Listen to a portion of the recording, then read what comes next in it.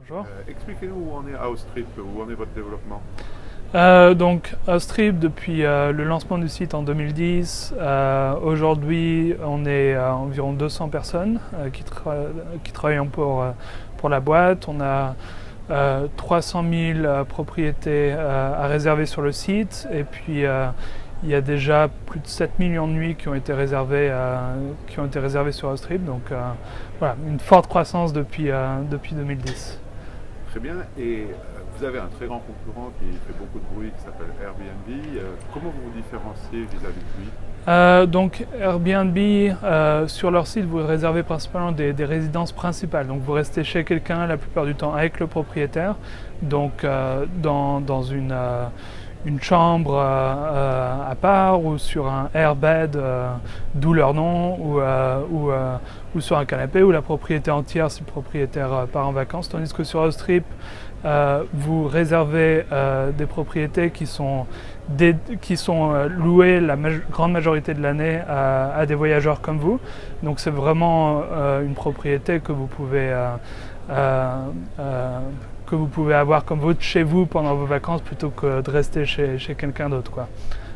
Et puis un autre élément de différenciation, c'est qu'on est les seuls à avoir un programme de fidélité. Donc sur Outstrip, pour 10 nuits réservées, on vous offre une nuit gratuite. Donc c'est quand même pas mal.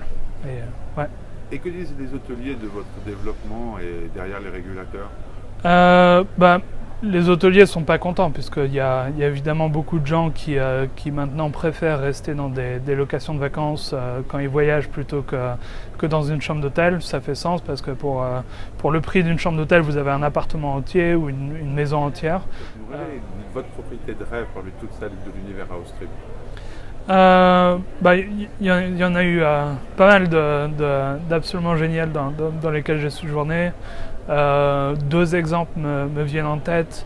On a une propriété à Lisbonne qui est littéralement dans le château. Vous savez, Lisbonne, il y a un château sur une colline qui domine toute la ville, et c'est la seule propriété qui existe dans le château. Elle est réservable sur Outstrip, donc absolument incroyable.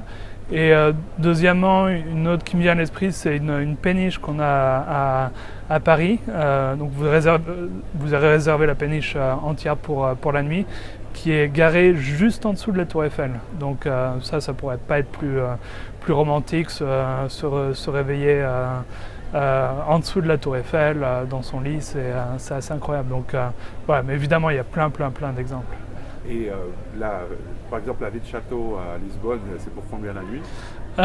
Si je me souviens bien, on avait payé 54 € la nuit, donc pour l'appartement entier dans le château. Donc ouais, ça vaut le coup, c'est vraiment pas cher. Merci Arnaud. Merci à vous.